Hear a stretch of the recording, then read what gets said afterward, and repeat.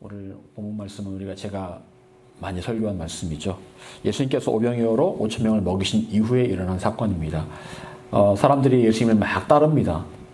예수님께서 제자들을 먼저 바다 건너편으로 가게 하시고 그리고 그들을 보내시고 난 다음에 일어난 일들입니다. 예수님께서는 먼저 제자들을 보내시고 난 다음에 산으로 올라가십니다. 왜 산에 올라가셨습니까? 기도하기 위해서 산에 올라가셨습니다.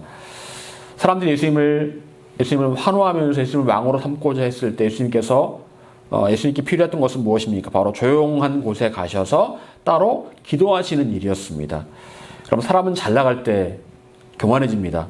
한참 인기가 있고 사람들이 환호하면 스스로를 대단하게 생각하면서 교만해지기 쉽습니다. 예수님께서도 사람의 몸을 입고 오신지라 이 교만의 공격을 받으셨습니다.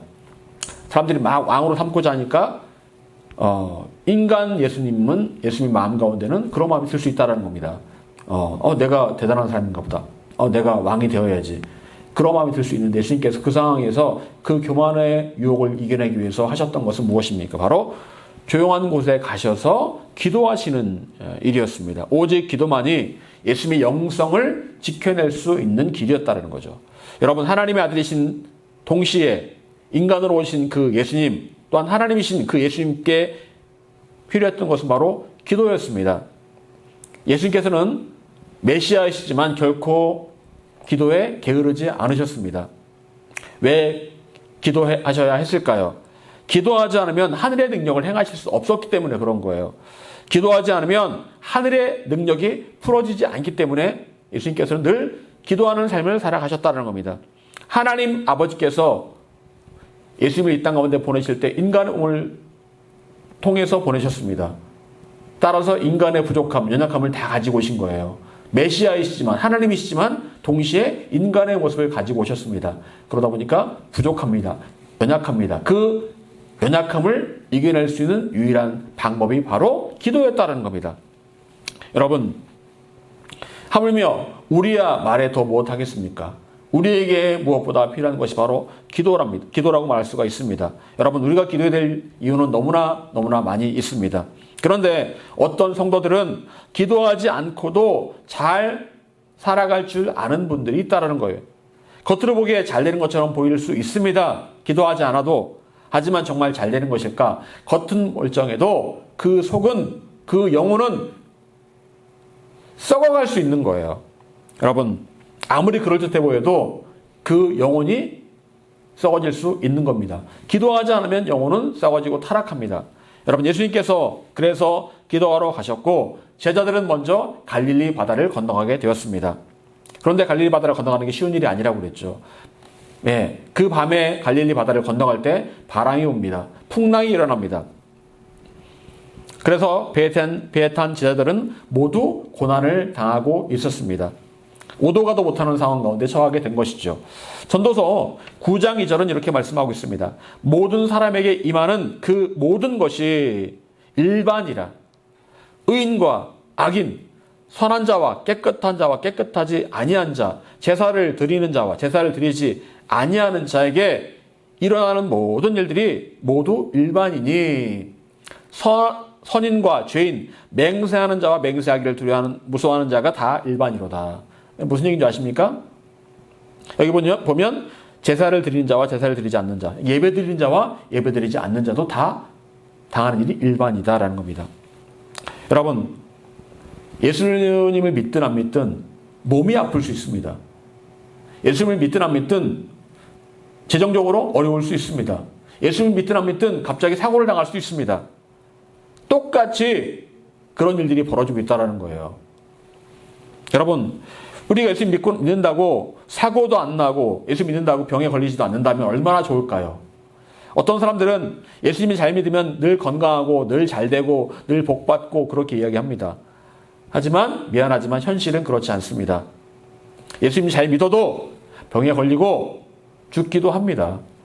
여러분, 전도서 말씀처럼 예수님을 믿든 안 믿든 똑같이 병에 걸리고 똑같은 문제가 생긴다면 우리가 굳이 예수님을 믿을 필요가 있을까? 그런 생각이 들 수가 있습니다. 어차피 사람 사는 모습 똑같은데 굳이 예수님을 믿으며 살아갈 필요가 있을까? 마음의 위로나 받기 위해서 교회 다니는 건가? 그런 생각을 할 수가 있습니다. 여러분, 지금 제자들은 예수님과 함께하는 사람들이었습니다.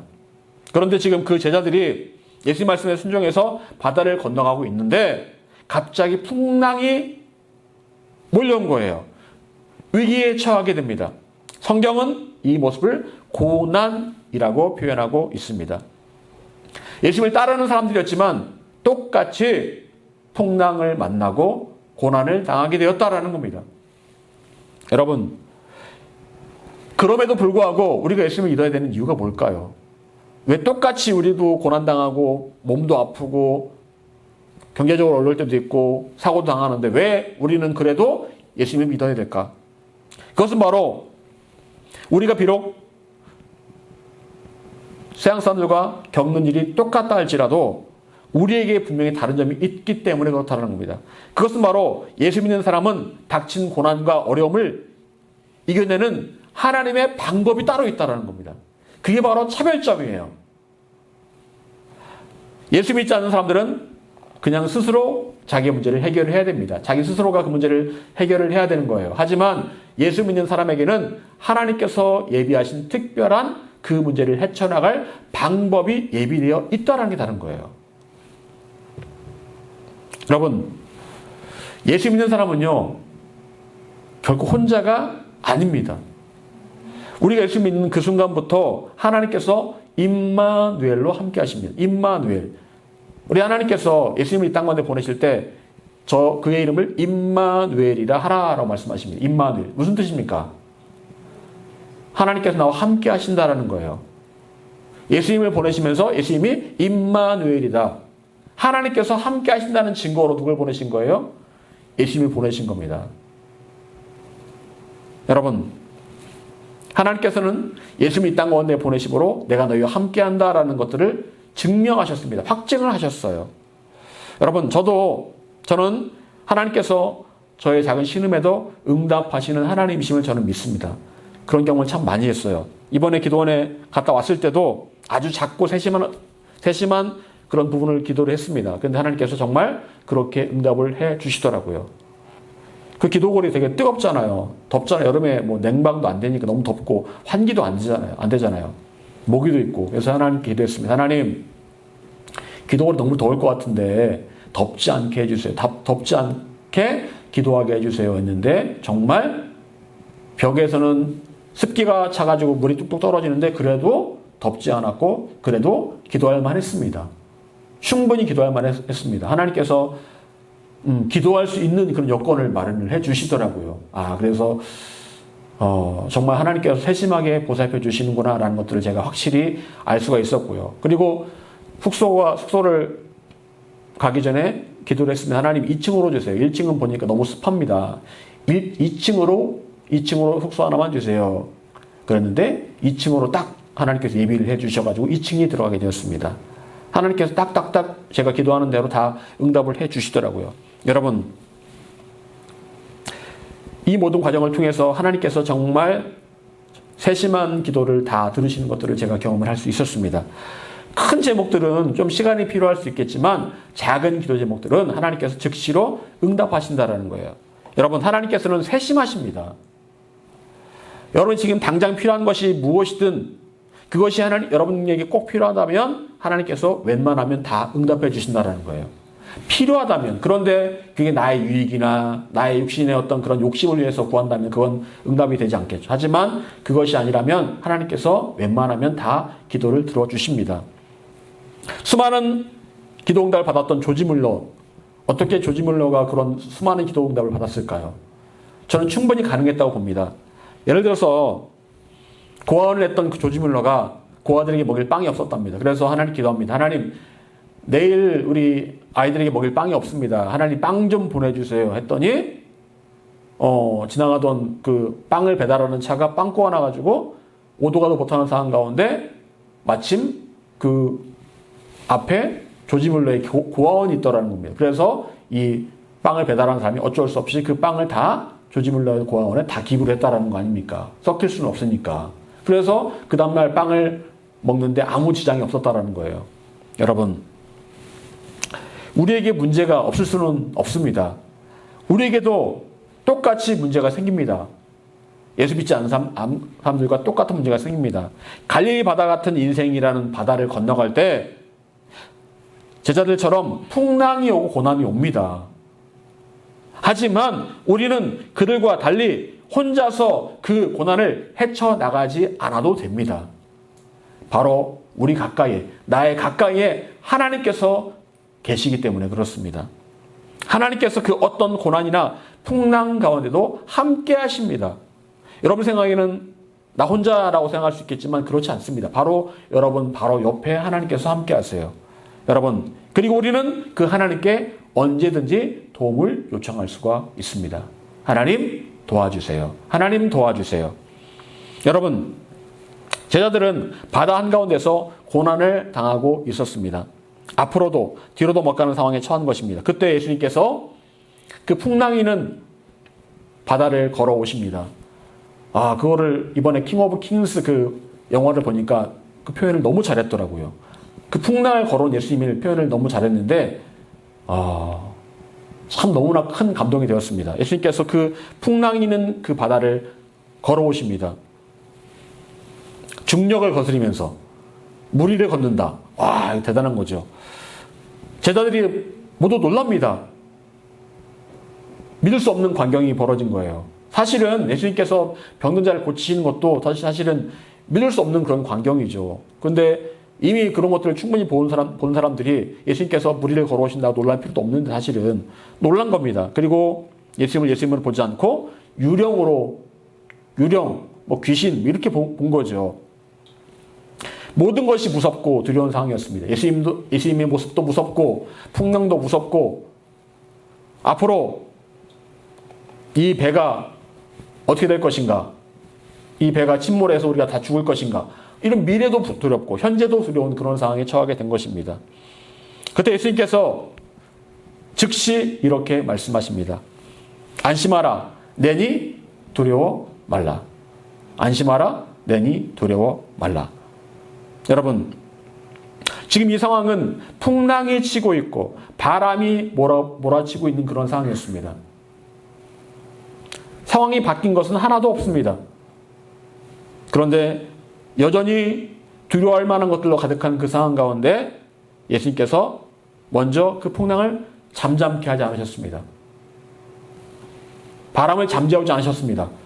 예수님의 뜻은 그 험한 풍랑과 바람 가운데 당장이라도 침몰할 것 같은 그런 상황이었지만 먼저 안심하고 두려워하지 말라라고 말씀을 하시는 게 먼저 우선순위였다라는 겁니다. 풍랑이 일고 있고 바람이 여전히 불고 있지만 안심해라. 나다. 두려워하지 말아라. 먼저 이 말씀을 들려주기 원하셨다라는 거예요. 여러분, 예수님께서 저와 여러분의 상황을 모르실까요? 우리 교회 상황을 모르실까요? 지금 우리 교회, 제가, 여러분이 풍랑과 고난 가운데 있는 걸 모르실까요? 알고 계십니다.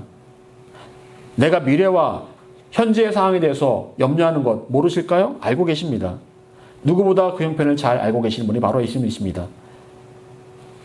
여러분, 그리고 예수님을 믿어도 이런 풍랑과 고난 가운데 처할 수 있음을 예수님께서 이미 다 알고 계십니다. 그런데 여러분, 예수님께서는 우리가 분명히 알고 있어야 될 사실에 대해서 말씀을 하고 계십니다. 우리가 지금 예수님과 함께하고 있다면 그 어떤 풍랑과 그 어떤 고난도 지금 나를 어떻게 할 수 없다는 거예요. 그거를 알려주기 원하신다는 겁니다. 풍랑이 일어도 바람이 불어도 그것이 나를 지금 어찌할 수 없다. 그것들은 마치 병풍 속에 갇힌 그림처럼 아무 영향력도 없다. 이거를 우리에게 말씀해 주기 원하신다는 거예요. 이거는 엄연한 사실입니다. 예수님께서 지금 바로 옆에 계신데 제자들이 탄 배가 침몰하겠습니까? 침몰할 수가 없죠. 제자로 부름받았고 앞으로 해야 될 일이 많은데 지금 여기에 빠져 죽는 게 그들의 운명일까요? 그들의 운명이 아닙니다. 제자로 부르셨는데 여기에 빠져 죽는 게 너희들의 운명이야. 그럼 굳이 제자로 부르실 필요가 없잖아요. 이것이 사실입니다. 사탄은 으르렁거리면서 마치 당장이라도 우리를 잡아먹을 듯이 달려듭니다. 하지만 사실 그들이 할 수 있는 것은 아무것도 없습니다. 그들은 오로지 겁만 줄 뿐입니다. 두렵게만 할 뿐이에요. 그들이 뭔가 물리적으로 우리를 해할 수 있다? 이건 없어요. 겁만 줄 뿐입니다. 단지 우리의 마음을 요동시키고 두려움에 떨게 할 뿐입니다. 사탄은 우리를 두렵게 하고 염려하게 함으로 마음의 평강을 잃어버리게 만드는 게 그들의 목적이에요. 바로 우리의 마음을 공격하는 겁니다. 여러분, 자살하는 사람들이요, 사탄이 그런 마음을 넣어준다고 그러죠. 자살해라, 자살해라, 그런 마음을 넣어준다고 그러죠. 근데 그렇다고 해서 사탄이 그 사람을 죽일 수 있는 건 아니에요. 결국 자살을 선택하는 것은 그 사람 본인이에요, 본인. 본인 스스로가 선택하는 건, 사탄이 뭐 칼로 찌른다든지 약을 먹인다든지 강제로, 그런 건 없어요. 마음을 괴롭게 하고 마음을 요동시키는 것 뿐이죠. 결국 내가 선택하는 겁니다. 사탄이 할 수 있는 건 아무것도 없어요. 마음을 요동시킬 뿐입니다. 여러분, 언제나 우리가 알아야 될 것이 무엇입니까? 하나님께서 그 어떤 순간에도 나와 함께 하신다라는 것. 나와 함께 하신다면 나는 절대적으로 안전하다는 사실을 우리는 잊지 않아야 됩니다. 여러분, 그렇다면 우리는 두려워할 필요도 없고 평안을 잃어버린 채 염려할 필요도 없습니다. 사탄이 우리의 마음을 요동시키지만 나는 지금 하나님과 함께하고 있다라고 생각한다면 결코 염려할 필요가 없습니다. 그래서 예수님께서 맨 먼저 이 말씀을 해주신 겁니다. 안심하라, 나다, 두려워 말라. 얘들아, 두려워하지 말아라. 내가 지금 너희와 함께하고 있는데 왜 두려워하니? 내가 지금 너희와 함께하고 있는데 왜 두려워하니? 먼저 우리의 마음 가운데 평안을 주기 원하셨다는 거예요. 여러분, 하나님께서 여러분과 함께 하심을 늘 기억하시고 하나님을 찬양하시기를 바랍니다. 계속해서 하나님을 찬양하십시오. 마음이 괴로울 때, 염려가 될 때, 두려울 때 찬양하십시오. 그리고 하나님께서 여러분을 지켜주시는 하나님이심을 여러분의 입술로 선포하시기를 바랍니다. 하나님 나와 함께 하신다. 하나님 나를 지켜주신다. 또한 하나님께서 여러분에게 주시고자 하는 평안을 취하시고 두려움을 몰아내시기 바랍니다. 여러분의 입술로 몰아내세요. 예수 이름으로 두려움은 떠나갈지어다. 예수 이름으로 나는 평안을 취한다. 마귀는 여러분을 어찌할 수 없습니다. 여러분의 마음을 공격할 뿐이에요. 여러분, 그렇다면 예수님께서는 과연 아직도 풍랑이 일고 고난이 가득한 상황에서 단지 안심하고 두려워하지 말라고만 하시는 걸까요? 중요한 일은 그 다음에 벌어집니다. 32절 같이 읽어보겠습니다. 자, 시작.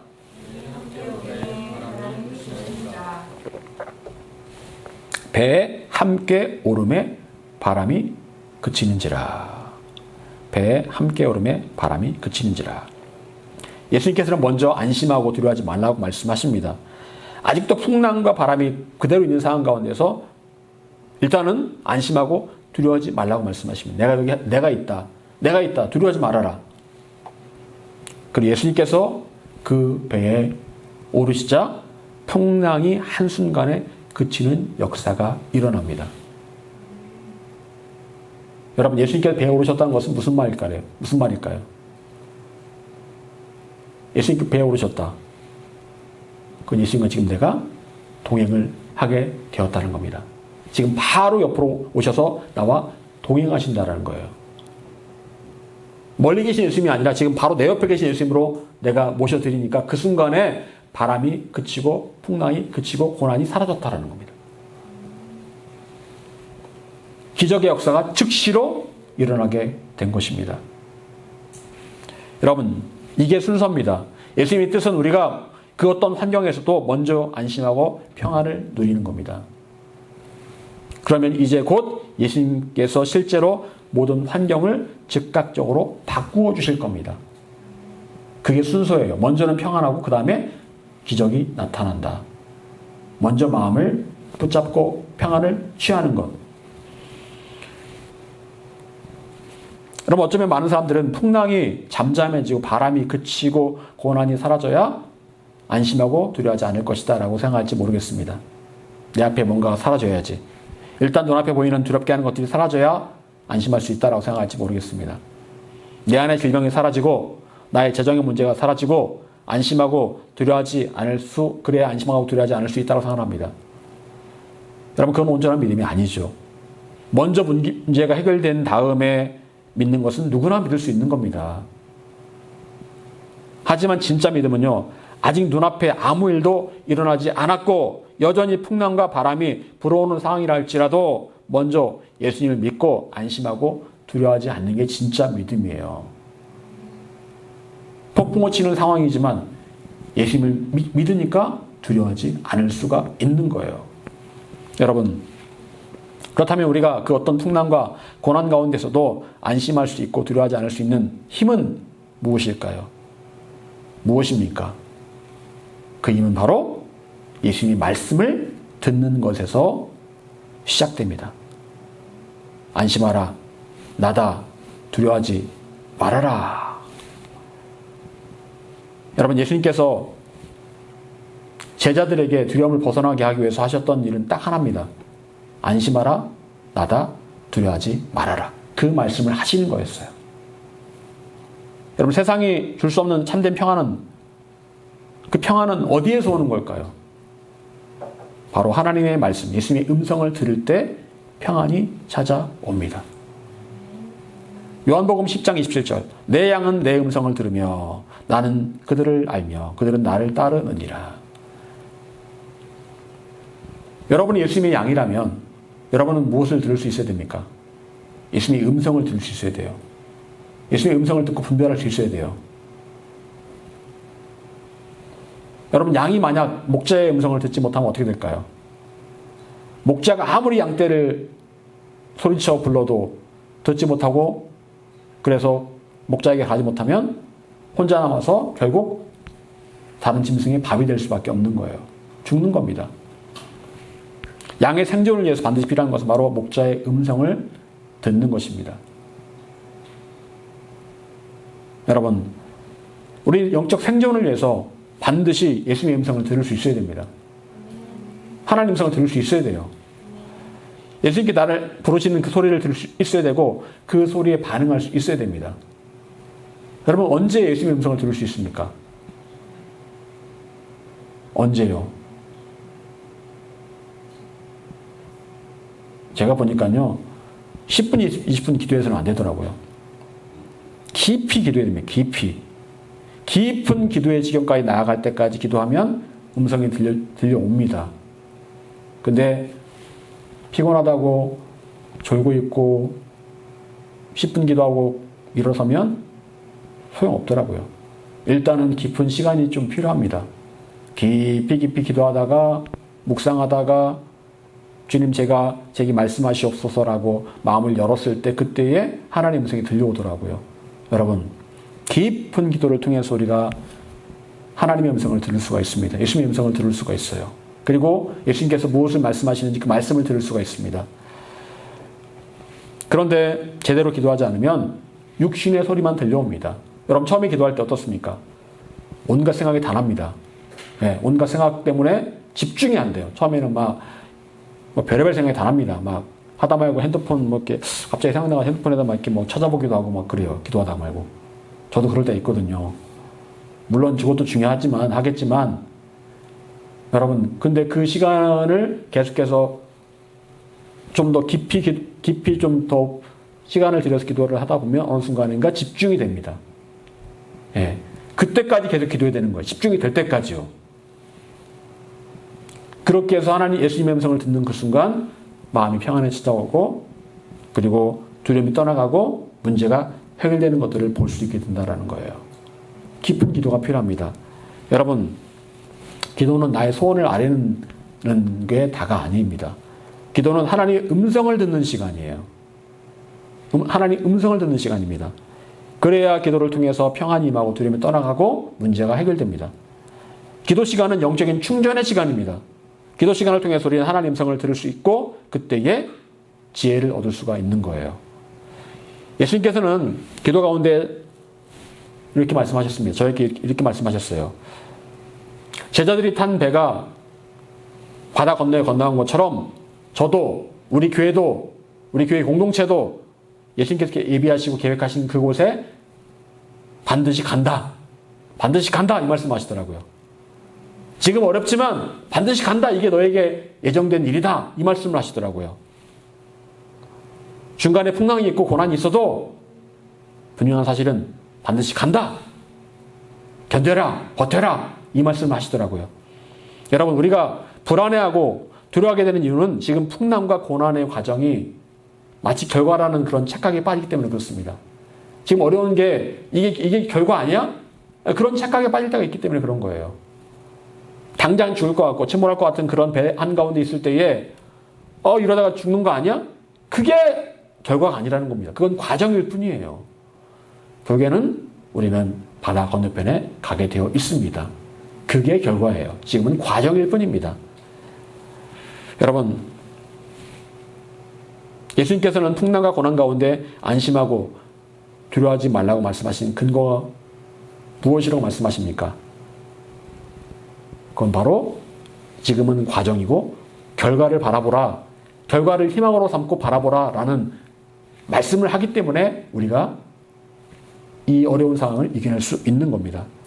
여러분, 그리고 우리는 지금의 이 상황을 기도하면서 돌파하면 되는 것입니다. 어차피 도착할 텐데, 지금의 풍랑과 파도가 우리가 탄 배를 침몰시키지 못할 텐데 염려하고 근심할 필요가 어디에 있겠습니까? 사랑하는 여러분, 예수님과 함께하는 우리의 운명, 우리 교회의 운명, 그 약속의 땅으로 가는 겁니다. 이게 결정되어 있는 사실이에요. 그건 정해져 있는 사실이고 우리는 그 과정 가운데 있습니다. 그래서 우리는 안심할 수 있고 두려워하지 않고 평안할 수 있는 거예요. 여러분, 지금 어렵더라도 멀리 바라보시기를 바랍니다. 내가 앞으로 갈 바다 건너편을 보시기를 바랍니다. 그리고 지금 나에게 안심하고 두려워하지 말라고 말씀하시는 예수님의 음성을 들으시기를 바랍니다. 우리는 늘 기도하며 예수님의 음성을 들을 수 있어야 합니다. 예수님의 음성을 들을 때 우리는 그 어떤 상황에서도 그 상황에 매몰되어 평안을 잃어버리고 두려워하지 않을 것입니다. 저와 여러분 모두가, 그리고 우리 교회의 공동체가 그 약속의 땅으로 반드시 가게 될 것을 믿으시기를 바랍니다. 중요한 건 지금이 아닙니다. 앞으로 우리에게 도래해야 될 바로 그 희망찬 미래입니다. 여러분, 안심하고 두려움에서 벗어나 늘 평안하시기를 간절히 축원합니다.